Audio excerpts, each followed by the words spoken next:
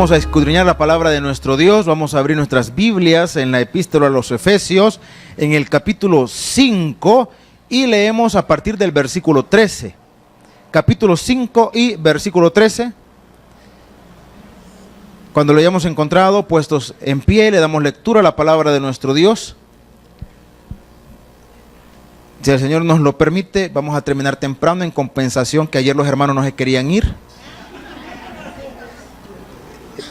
Así es que vamos a terminar temprano. 7:28, 29 estamos terminando. Primero Dios, ¿verdad? Capítulo 5, versículo 13. ¿Lo tenemos? Con ese ánimo que nos caracteriza, vamos a dar lectura a la palabra de nuestro Dios. ¿Ahora sí lo tenemos? Amén. Ya cambia la cosa. Vamos a ver. Juntos lo leemos, versículo 13 y 14. Dice la palabra de nuestro Dios. Mas todas las cosas, cuando son puestas en evidencia por la luz, son hechas manifiestas, porque la luz es lo que manifiesta todo. Por lo cual dice: despiértate, tú que duermes, y levántate de los muertos, y te alumbrará Cristo. Hasta allí y oramos. Padre, buen Dios, en esta noche háblanos al corazón a través de tu palabra. Instrúyenos, fortalécenos. Queremos que al momento de retirarnos de este lugar podernos ir edificados y fortalecidos con tu palabra, llenos de tu Espíritu Santo. Te lo pedimos en el nombre de Jesús. Amén y amén. Podemos tomar otros asientos, mis estimados hermanos. Bueno, habíamos venido meditando, reflexionando en, digamos, esta confrontación o exhortación que el apóstol Pablo hace a la iglesia de Éfeso. ¿Y por qué decimos que es una exhortación o confrontación? No en el aspecto como algunos podríamos interpretar que era una forma de regaño, una forma de llamar la atención a los creyentes, sino más bien a marcar un punto de diferencia en donde lo que habíamos venido hablando, ¿verdad? Si teníamos diversas costumbres, diversos hábitos que nos relacionan o que nos atan a nuestra vida lejos de Dios, cuando usted vino a Cristo, esas prácticas, esos hábitos tenían que irse haciendo a un lado, no tanto porque a usted se le ocurrió, sino porque cuando el Señor comienza a obrar en nosotros, Él es el que pone en nosotros el deseo de comenzar a hacer las cosas de manera diferente, de manera distinta. ¿Por qué razón? Porque es, y le hemos dicho siempre, porque es Dios el que cambia al individuo, no somos las personas. Entonces, cuando una persona que no conoce al Señor viene a Cristo, entonces sucede lo que es el arrepentimiento. Y ya hemos hablado en otras oportunidades que hasta el día de hoy no logran ponerse de acuerdo los teólogos en qué es lo que sucede primero en una persona cuando conoce al Señor. Porque hay dos componentes: fe y arrepentimiento. Todos aquellos que hemos recibido a Cristo experimentamos dos cosas: fe y arrepentimiento. O si usted quiere cambiar el orden, no hay problema: arrepentimiento y fe. ¿Cuál es el conflicto que tienen los teólogos que dicen qué es lo que acontece primero en el individuo? ¿Primero creí y después me arrepentí, o primero me arrepentí y después creí? Entonces está esa condición.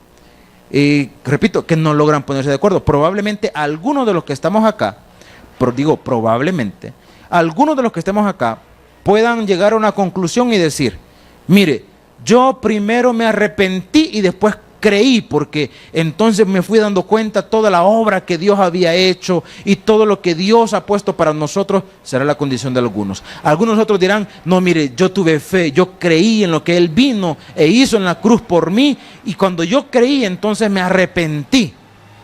Bueno, también algunos han de haber pasado por eso. Yo no sé cuál será su condición.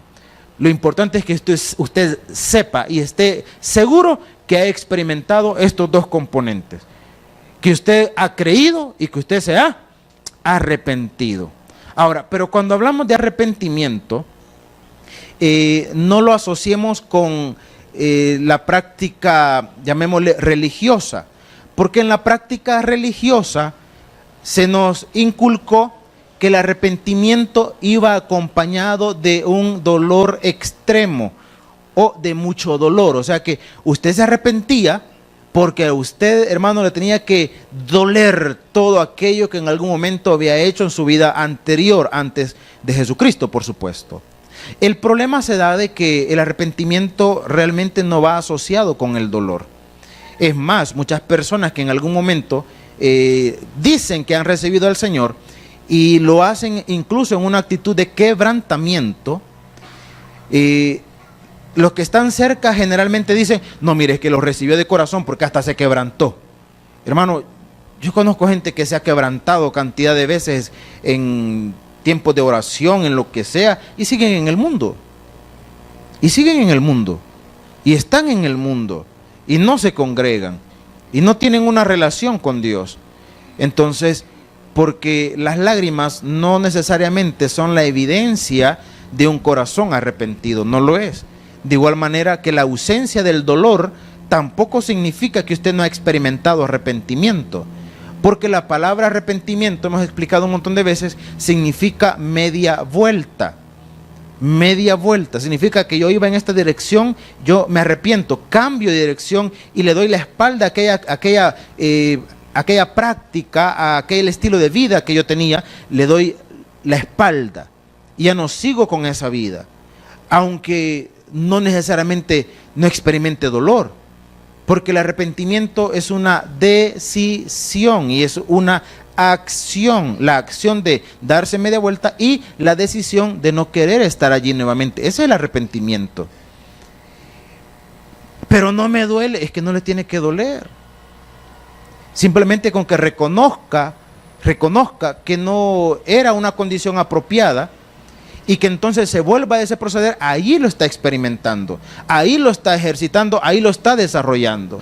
Entonces cuando la Escritura dice, mas todas las cosas cuando son puestas en evidencia por la luz, decíamos la semana anterior, no es que Dios nos está, digamos, amenazando o sentenciando, diciéndonos, tu mal proceder tarde o temprano va a ser divulgado, va a ser exhibido. Hermano, no es esa la condición de Dios.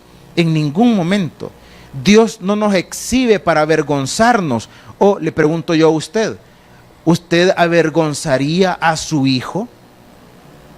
¿Lo exhibiría públicamente ante una situación, hermano, desagradable? Yo creo que ningún padre sensato lo haría. Ningún padre sensato lo haría. Que muchas veces asumimos ciertas prácticas por criterio propio, no tanto porque sea una verdad efectiva. ¿A qué me quiero referir con esto? Le pongo un caso. En la antigüedad, no en la antigüedad, realmente no hace mucho tiempo, digámoslo de esa forma. Los niños y jovencitos y jóvenes que en algún momento han tenido problemas con, el término técnico es problemas de enuresis, que significa los que se hacen pipí en la cama, vaya. ¿Sabe usted que habían personas que creían que esa práctica era una condición voluntaria o del niño o del adolescente o del joven? Porque hay personas que llegan incluso a edades de 16, 17 años y tienen ese problema. Entonces, habían padres de familia que supuestamente para quitarle esa mala costumbre, hacían a la criatura sacar las sábanas orinadas y que las tendiera para que los demás lo vieran. Hermano, y eso jamás solucionó nada, porque el problema no era o no es, porque cada caso también es diferente, pero el problema no es que el niño sea o que la persona sea una persona, digamos, que no le dio la gana levantarse, que tiene una mala costumbre o que es un sinvergüenza. No es esa la situación. Muchas veces son problemas mucho más complejos, ¿verdad? Que es importante poderlos llevar a evaluación. Pero el punto que le quiero decir es que los padres que en algún momento exhibían a sus hijos en esa condición específica, creyendo que le estaban dando una solución al problema, realmente lo que estaban haciendo es empeorándolo, porque ahora no solamente la criatura tenía que lidiar con el problema, sino también con la vergüenza. Se solucionaba en un enorme porcentaje, hermano, no le podría cuantificar quizás a cuántos les habrá funcionado, pero en la mayoría de los casos esas cosas no funcionan. Y quizás es el único caso que yo pueda conocer en donde los padres exhibían a sus hijos, pero el fin no era humillarlos, el fin era tratar de corregirlos, tristemente de la manera menos apropiada. Hermano, Dios no es un Dios que se deleita en exhibir la condición de sus hijos. Entonces, ¿a qué se refiere cuando en la Escritura dice, mas todas las cosas cuando sean puestas en evidencia por la luz? ¿A qué se refiere? ¿Quiénes son los que están en ausencia de la luz, hermano? Pregunta profunda. ¿Quiénes son los que están en ausencia de la luz? Los que están en tinieblas. ¿Quiénes están en ausencia de la luz? Los que están en tinieblas. Entonces viene aquí la reflexión. ¿Un creyente puede estar en tinieblas? ¿Un creyente puede estar en tinieblas? ¿Alguna vez ha intentado usted en pleno mediodía, bajo la intensidad de la luz solar, encender una linterna para buscar algo en el patio de su casa? No tiene razón de ser. No tiene razón de ser. Entonces, no está diciendo, y usted es creyente, ¿verdad? Dios, ¿verdad? Va a venir y lo va a exhibir. No. Si usted está en la luz, ¿por qué la luz lo va a generar un efecto en usted? No lo va a hacer. Entonces, ¿a qué está refiriendo? Aquí es donde nos remitimos, hermano, al Evangelio de Juan, donde nos enseña la palabra que el que persuade de pecado, ¿quién es? ¿Quién es, hermanos? El Espíritu Santo. Ahora, ¿a quiénes persuade de pecado? A los que están en tinieblas, o sea, a los que no conocen al Señor. Esta condición, cuando dice que cuando son puestas en evidencia por la luz, son hechas manifiestas porque la luz lo manifiesta todo, está diciendo porque el individuo cuando la luz de Dios lo irradia, lo ilumina, el individuo se da cuenta de su condición perdida. Es como, yo no sé si alguna vez le ha pasado, si alguna vez le ha acontecido, que de repente usted no se percató, y sea hombre o sea mujer, y anda una mancha en el rostro. A la hermana se le corrió el volado que se echa no sé dónde. Y anda la mancha por aquí, ¿verdad? Se le corrió. Y anda tranquila, feliz por todas partes.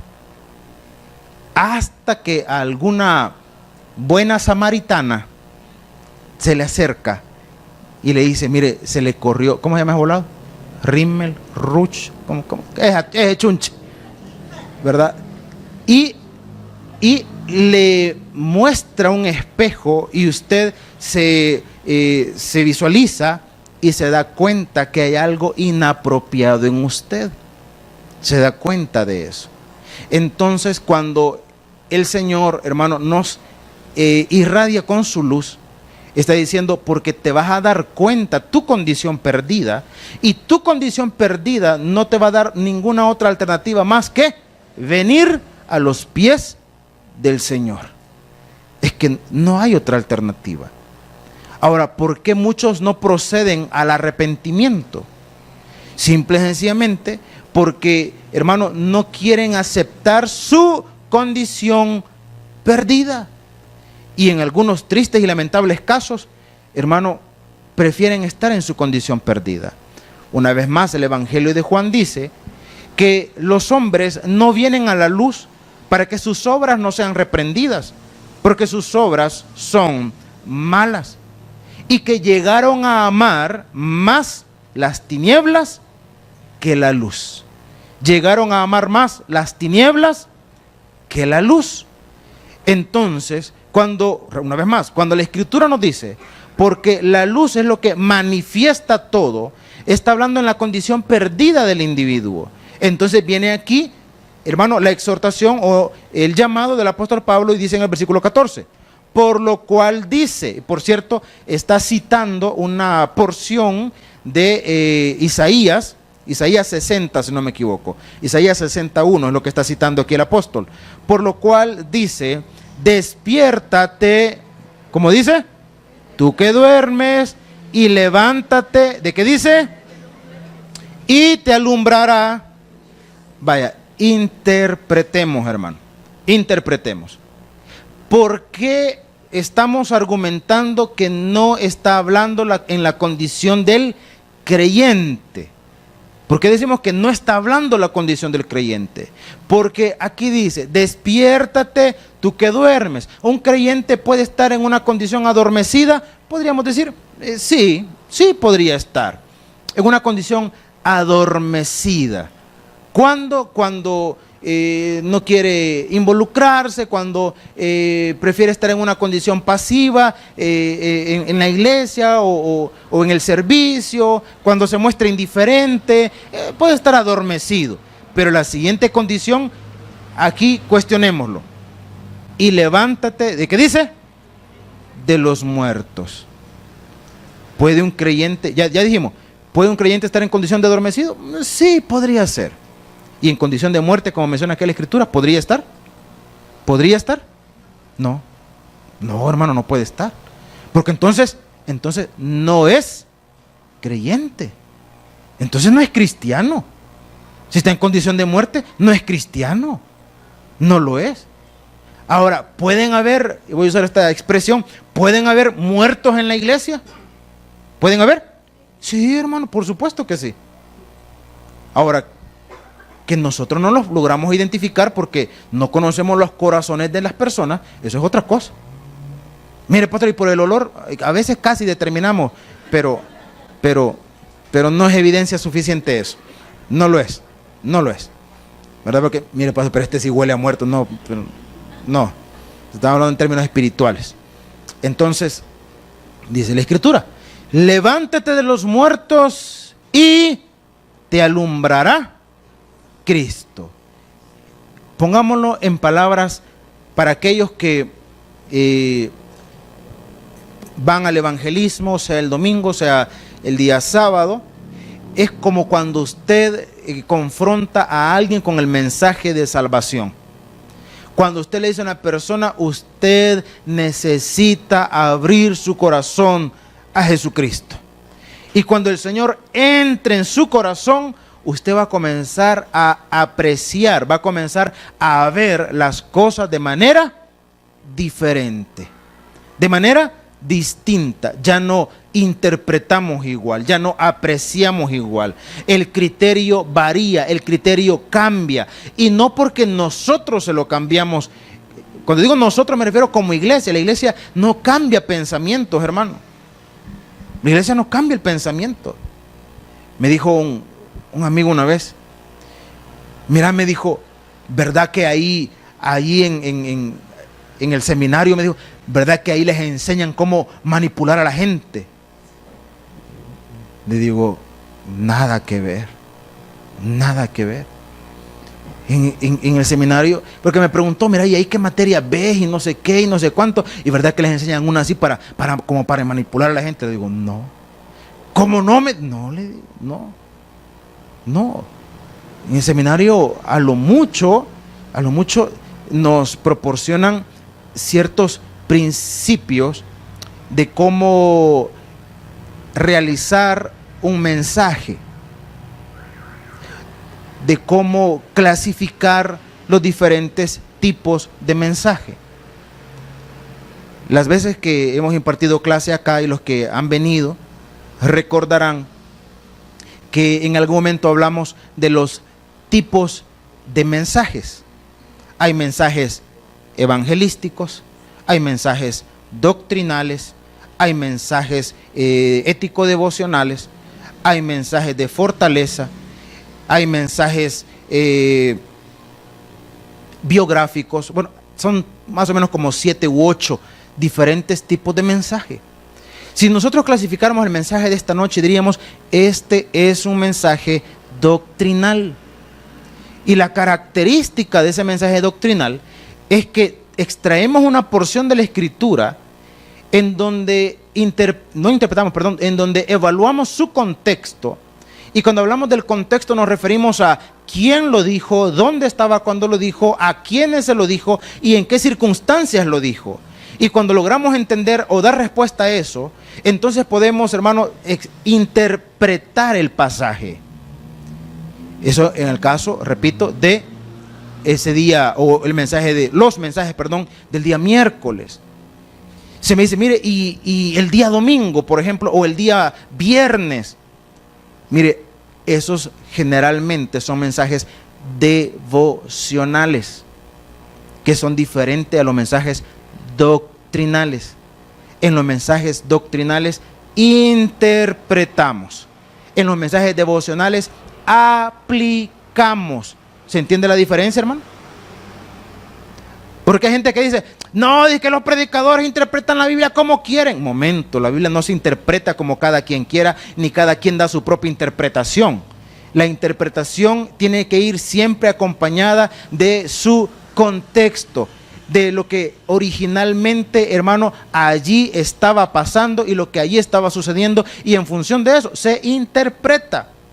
Una aplicación es extraer la porción bíblica, por supuesto, apropiadamente interpretada también, pero no se le da prioridad a la interpretación, sino a la aplicación, cómo eso puede hacerse práctico en mi vida, cómo eso puede hacerse práctico en mí. Entonces, cuando usted viene acá a la iglesia, no crea que a través de diferentes estrategias, ¿verdad? O voy a usar la palabra artimañas, venimos e intentamos persuadirlo a usted, hermano, para que una persona cambie a través de de que otra persona intervenga, de la intervención de otra persona. Eso, hermano, para que suceda, ocupa mucho tiempo. Mucho tiempo. Y eso sí se le llama apropiadamente terapia. Y una terapia, en primer lugar, es personalizada, no es colectiva. Entonces no se trata de que usted va a comenzar a cambiar un criterio, porque aquí viene a que le demos terapia. Si usted quiere terapia, pague una consulta, hermano. Porque aquí no es terapia, aquí es la exposición de la palabra de Dios. Entonces, ¿por qué cambia el criterio? ¿Por qué cambia el pensamiento? Por la obra del Espíritu Santo de Dios en nosotros. Por eso le decía hace un par de semanas, hace un par de meses, le decía, hermano, es que no es, ni el mejor terapeuta del mundo puede cambiarle a usted el criterio y el pensamiento, hermano, en 5 minutos. Nadie puede hacer eso. Humanamente hablando, eso es imposible.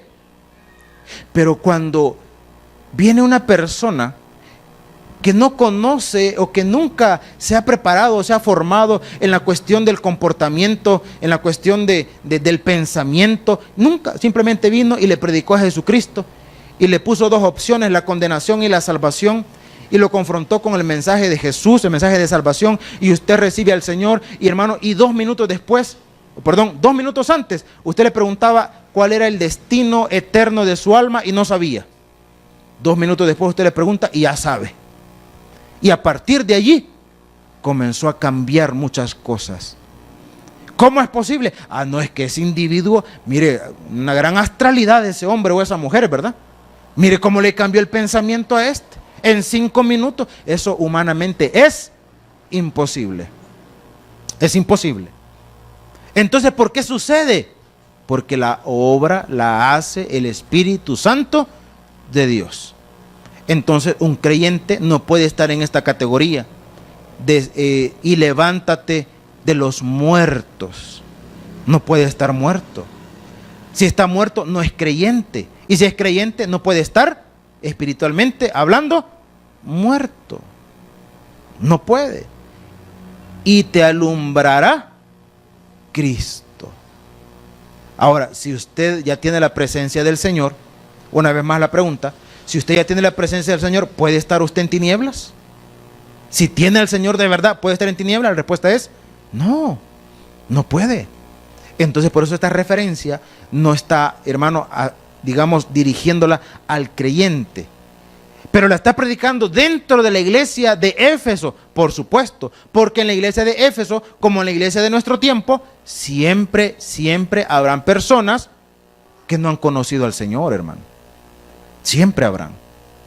Yo siempre he dicho, a mí me preguntan, mire, ¿y todos los que están en la iglesia son salvos? Yo por fe digo que sí, pero la verdad no la sé.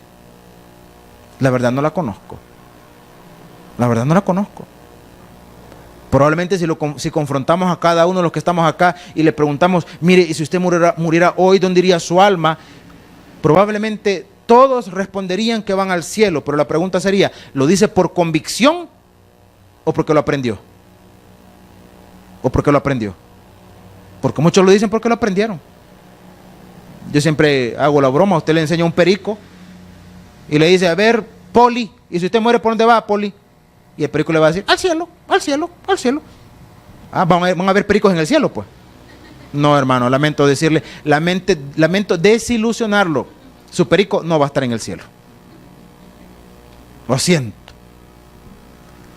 Pero mire, pero el periquito dijo que iba a ir al cielo. Sí, hermanos, pero es que no es por repetirlo, es por creerlo. ¿Usted lo cree de verdad? ¿Lo cree de verdad? Porque si usted no cree, si usted le da lugar a la duda, mejor recíbalo de una buena vez. Siempre les voy a contar esta historia porque creo yo que ilustra perfectamente lo que estamos meditando. Aconteció en el año 2005. Allá en Lima aconteció un terremoto muy devastador y que estuvo acompañado por un fenómeno natural bien peculiar. Y es que el terremoto, que aconteció un 15 de agosto, por cierto, eran aproximadamente las 6:30, 6:40 de la tarde, ya estaba oscureciendo, y minutos antes de que aconteciera el terremoto, pasó una luz, no, ni minutos, perdón, segundos creo yo, pasó una luz, un resplandor, que posteriormente le dieron explicación científica al por qué eso había sucedido. La cuestión es que eso se pudo apreciar, se pudo ver, y después de ese fenómeno natural vino el sismo. Y como suele pasar, cuando ya han acontecido estos eventos, todo mundo, ¿cuál es la plática, hermano? ¿Cuál es la plática? ¿Dónde estaba usted a la hora del terremoto? ¿Dónde estaba? ¿Y qué estaba haciendo? ¿Y qué reacción tuvo? Y no sé qué. Entonces, en esa noción, estaba platicando con una señora, una hermana. Entonces, y lógicamente, repito, pues es la plática, ¿verdad? Y mire, me dice, ¿y dónde estaba? ¿Y con quién estaba? Y no sé qué, y no sé cuánto. Y pues yo le conté mi versión, ¿verdad? Estaba recreándome en una tercera planta con un buen amigo cuando vino el zamaquión, más que tenía unas ventanas bien amplias ese hermano y amigo, y cuando sentí que la cosa estaba poniendo duro, lo pensé 2 veces, pero dije, tercera planta, no, mejor no, ¿verdad? Más sensato quedarse. Entonces la señora me comentó, mire, yo estaba en tal parte, y ella fue la que me comentó de primera mano lo del fenómeno natural que les he comentado. Mire, me dice, yo estaba en tal parte y de repente solo vi la luz que pasó, y el ratito que pasó la luz comenzó aquello, mira, a moverse, y mire usted, y yo preocupada y gran susto, y yo dije, el Señor viene, ¡qué miedo! Y, a ver, barajémela más despacio, ¿cómo es la cosa? El Señor viene, ¿qué dijo la señora? O sea que si pasara lo que aconteció acá el viernes, en donde muchos creo que reconciliaron otra vez, ¿verdad?, con el Señor y se pusieron a cuentas. Para los que no vinieron, ¿y de qué está hablando? Cuando tembló, pues, que están aquí. Todos estaban bien espirituales, cuando comenzó a temblar todo, se les fue la espiritualidad. Imagínense un escenario así. Bueno, es más, hace creo que 2, 3 años más o menos, por estas fechas, fue un 1 de mayo para ser exactos, era lunes, algunos probablemente estaban acá, que hubo un temblor bastante fuerte. Varios ya estaban acá en la iglesia cuando eso sucedió. Faltaban creo que 10 minutos para las 6 de la tarde, algo así. Hermano, fue creo que 1 de mayo del año 2016, algo así. Viene el temblor, hermano, fuerte, los que recuerdan, fuerte. Inmediatamente dejó de temblar, se vino un viento recio y al instante una tormenta, hermano, pero tormentas de esas que traen gatos, culebras y toda la cosa. ¿Cuántos estaban aquí ese día, hermano? Los sobrevivientes, varios estaban aquí. Que los hermanos corrieron la mayoría para allá, enfrente de cafetería. La lluvia los sacó corriendo para acá, este sector. El viento los sacó corriendo, se vinieron para acá. No querían entrar los hermanos, no querían entrar. Hicimos el culto a oscuras, ¿verdad? Hicimos el culto a oscuras, ni predicar querían. Yo estaba ahí y me dije, vaya usted. Y yo, qué culpa que haya temblado. Y al final aquí estuvimos. Imagínense ese mismo escenario, no veamos tan lejos. Imaginemos ese escenario. Tembló, se fue la electricidad, vino un viento fuerte, comienza, hermano, a tronar, comienza aquello, pero una bulla intensa, y de repente a la distancia comienza a ver una luz que va haciéndose cada vez más fuerte, más grande, más fuerte, más grande. Pregunta, ¿cuál sería su reacción? Alguien que me gane, por favor, ahorita. Pero mire, y usted que no era servidor y maestro de niños, no, pero gáneme. Que no iba pan y chocolate usted. ¿Cómo no? Que no ganaba algo así, pero a mí nunca me han ganado. Mire, hermano, ¿cuál sería su reacción? Porque, ¿cómo es posible que una persona que diga que tiene la completa seguridad de su salvación pueda entrar en pánico en semejante situación? Mire, si tuviéramos la oportunidad, porque bíblicamente hablando, la Biblia dice que cuando el Señor venga por nosotros será como un abrir y cerrar de ojos. Eso es lo que la palabra enseña. Pero asumamos que tuviéramos la capacidad de poder apreciar, hermano, todo lo que en algún momento pueda anteceder a ese momento. En lugar de generar miedo, en lugar de generar temor, lo que debería generar es una enorme expectativa y alegría, porque nos vamos a encontrar con nuestro Señor. Ahora, si esa reacción no está en usted, entonces yo le diría, examine su interior. Examine su interior. Pero es que yo vengo a la iglesia, y yo, ¿qué tiene que ver? La iglesia no salva a nadie, hermano. La iglesia no salva a nadie. Pero es que yo tengo una Biblia, ¿y qué tiene que ver usted? Si hay unos que hasta se la han fumado y no les entra. No les entra. No. Entonces eso no es evidencia. Eso no es evidencia en ningún momento. En ningún momento. Mis estimados hermanos, entonces el apóstol está exhortando a los creyentes está exhortando a los que están en la iglesia juntamente con los creyentes. Juntamente con los creyentes. Porque, repito, en la iglesia de Éfeso habían, como en la iglesia de nuestro tiempo, también hay. También lo hay. Si usted cree que por venir a la iglesia, por estar en 3, 4 cultos de la iglesia, usted es salvo, usted está equivocado, hermano.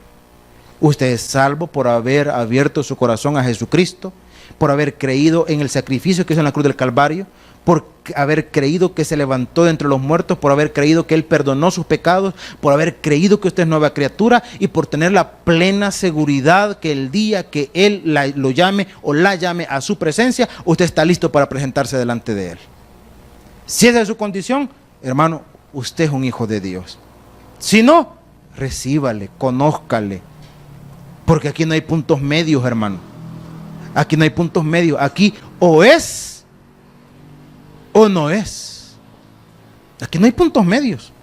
O es o no es. Entonces el apóstol exhorta a las personas que están en la iglesia de Éfeso. Y vamos al versículo 15. Dice la palabra: mirad pues con diligencia cómo andéis. En otras palabras, examine su interior. Mirad con diligencia cómo andéis, no como necios, sino como sabios. ¿Cuál es la condición del necio? La condición del necio, se lo pongo en esta condición. Estamos hablando en este momento, hermano, de la seguridad de la salvación. Estamos hablando en este momento de que usted necesita conocer al Señor, pero por pena, por vergüenza, por lo que quiera, usted dice, y usted se cierra y dice, no, yo no. ¿Qué van a decir si después del culto recibo al Señor? ¿Qué van a decir? Todo el mundo se me va a quedar viendo. Y por ese sentir, entonces sigue estando en categoría de necio. Porque estando expuesto a la luz, quiere continuar estando en tinieblas. Quiere continuar estando allí. Entonces, ¿cuál es la condición del sabio que menciona acá el apóstol? ¿Cuál es la condición del sabio? Aquel que reconoce que no tiene otra alternativa más que venir al Señor. Es que no hay otra alternativa, hermano. No hay otra alternativa. Puede tratar de satisfacer esa condición espiritual a través de lo que quiera, métale cualquier cosa, y lo que va a experimentar es simplemente algo momentáneo.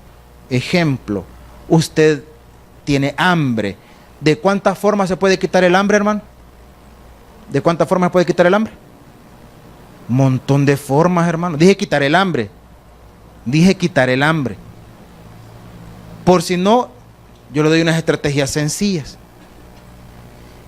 Yo creo que ya les he contado, estaba sirviendo allá en Jiquilisco y comencé a servir, y estaba un pastor con el que yo estaba trabajando, y ya él era una persona mayor y teníamos una dieta bien balanceada para la cena, por cierto. Teníamos una dieta bien balanceada.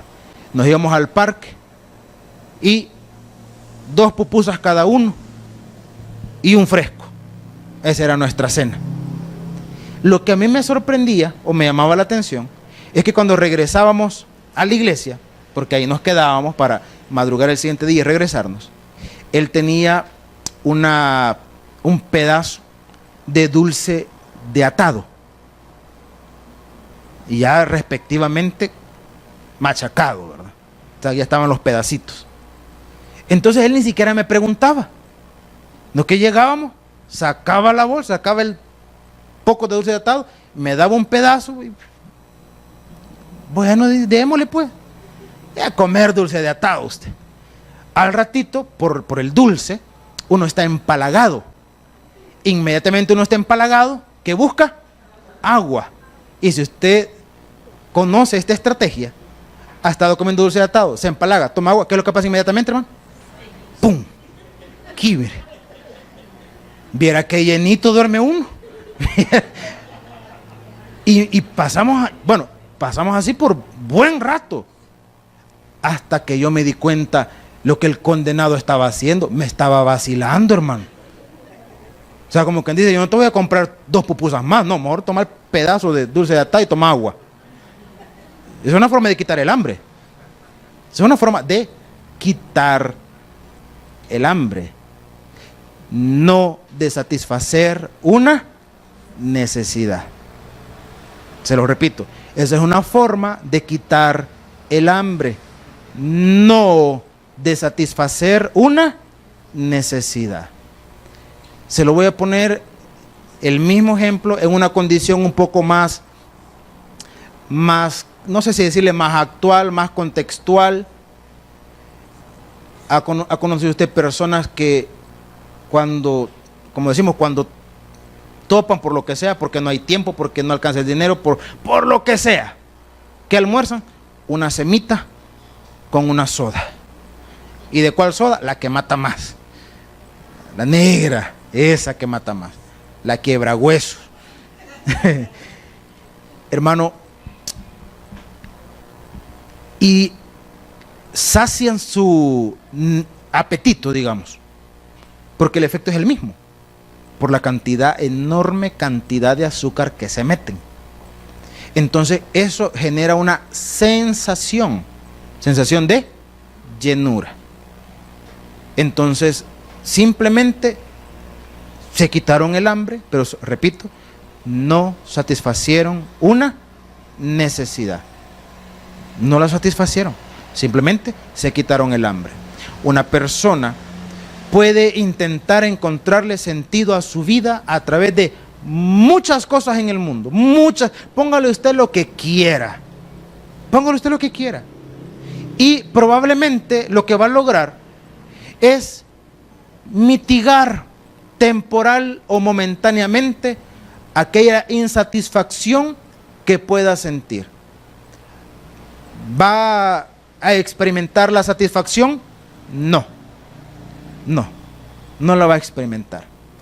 Por eso es que hay personas en el mundo que aparentemente teniéndolo todo, han cometido la terrible decisión de quitarse la vida.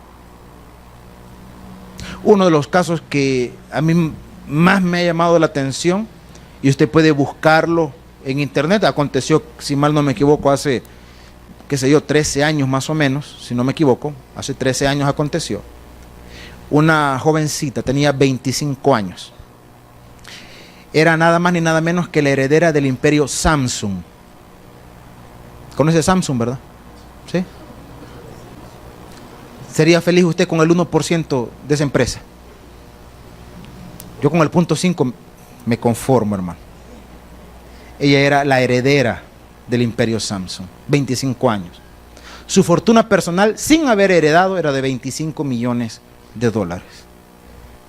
Tenía, según narra ahí la noticia, no sé cuántos, 10, 15, 20 carros de lujo, los que quisiera. Un día se enamoró la muchacha, pero el papá no estaba de acuerdo con la relación de su hija y le restringió esa relación. Entonces vino la muchacha, la heredera del imperio Samsung, con $25 millones sin haber heredado nada todavía, teniendo, hermano, un condominio de lujo en una de las zonas más residenciales, no sé si era en Corea o en Hong Kong, no sé dónde, pero en alguna de esas partes donde hay un montón de chinitos, hermano. Tomó la decisión de quitarse la vida. Hermano, y uno lee eso y dice, no molesté, bicha. No. Hay gente que no tiene para comprar 3 pupusas y es feliz, hermano. ¿Por qué razón? Por la simple y sencilla razón que la satisfacción del individuo no la puede dar nada de lo que este mundo ofrece. Nada. Usted puede lograr, siempre hemos dicho, muchas cosas, pero apartado de Dios, nada tiene sabor, hermano, nada. No nos vayamos lejos. Yo les he contado un montón de veces de este profesional, un ortopeda de los buenos, buen ortopeda, posgrados en Francia el hombre. Cuando yo lo conocí manejaba un BMW, creo que era el que andaba, y él tenía, no creo que haya sido solo conmigo, creo que era parte de lo que hacía con buena parte de sus pacientes. Comenzaba a estar hablando de toda la desgracia que había vivido cuando era niño. Cuando yo lo conocí fui porque tenía una lesión en el tobillo, por andar jugando fútbol. A los buenos jugadores siempre los lesionan. Entonces, Y parte de la evaluación del hombre me dice, ¿y qué te pasó? Le digo, no, estaba jugando y todo. Y comienza el hombre, no, mírame, cuando yo era niño, con bolsas plásticas, ahí andábamos armando para hacer una pelota de bolsa plástica, me decía. Y yo llevaba algo que no sé cómo llamas la cosa, la cuestión es que una cuestión ahí, ¿verdad? Para que medio me sujetara y sintiera menos dolor. Y mira, me dijo, yo de esas cosas que andaba, yo ni comprarlas podía, me dijo, nada, me dijo. Yo descalzo andaba. Sí, mira, yo llegué a tales años y esto, y comenzar a hablar de toda su desgracia, de su infancia. Pero, hermano, el hombre ya tenía más de 50 años, andaba en BMW, había salido del país, era un tremendo profesional, cobraba caro el condenado. Hermano, y un día, que creo que me preguntó, mira, ¿y vos qué te dedicás? Y no sé qué, y le dije, bueno, estoy estudiando, en aquel tiempo estaba estudiando teología y estoy sirviendo en aquel tiempo allá en Usulután, creo que estaba todavía. Entonces y me dice, y comenzamos a hablar de la felicidad y el hombre me dijo, la felicidad no existe.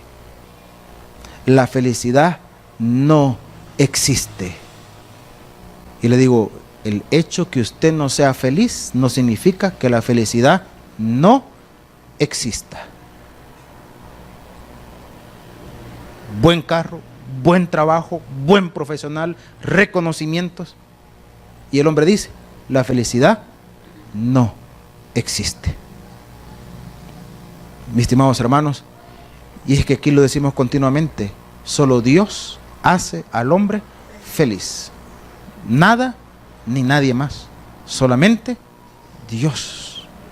Por eso el día de ayer decíamos, sea feliz por decisión, más que por las circunstancias. Porque si usted quiere ser feliz por las circunstancias, usted va a vivir infelizmente frustrado toda la vida. Sea feliz por decisión y encuéntrele sentido al tiempo, a los días, a las ocasiones y al lugar donde Dios le ha puesto. Porque cuando logra encontrarle el sentido, entonces usted se da cuenta, mis estimados hermanos, que todas las cosas se ven diferentes con la mirada o con los ojos de nuestro Señor Jesucristo. Las cosas se ven y se evalúan distintas. Y muchas cosas toman sentido a partir de allí. Por eso es que el apóstol le dice, miren cómo anden, con diligencia, pongan, reflexionen, evalúense y desen cuenta, quién tiene una mejor calidad de vida. No dije quién vive con más dinero, no dije quién vive más pobre, no dije quién vive más sano, no dije quién vive más enfermo, dije evalúe quién tiene una mejor calidad de vida. Aquellos que viven lejos de Dios o aquellos que han tomado la decisión de ser seguidores de Jesucristo. Usted saque su propia conclusión y tome sus propias decisiones. Algunos ya decidimos. ¿Y qué decidimos? Hemos decidido seguir a Cristo y no volver atrás. Un aplauso, Señor, en esta noche vamos a orar. Gloria a nuestro Dios. Padre, buen Señor, esta noche te damos gracias a través de tu palabra. Aprendemos. El predicador ha terminado su mensaje. Es tiempo de que recibas a Jesús como tu Salvador personal. Invócale de la siguiente manera: Señor Jesús, yo te recibo hoy como mi único y suficiente Salvador personal. Creo que eres Dios, que moriste en la cruz por mis pecados y que resucitaste al tercer día. Me arrepiento, soy pecador. Perdóname, Señor. Gracias doy al Padre por enviar al Hijo a morir en mi lugar. Gracias, Jesús, por salvar mi alma hoy en Cristo Jesús, mi Salvador. Amén. Ahora te invitamos a que crezcas en el conocimiento de las Escrituras. Congrégate con nosotros. Estamos ubicados en kilómetro 6,5, carretera a Los Planes de Renderos.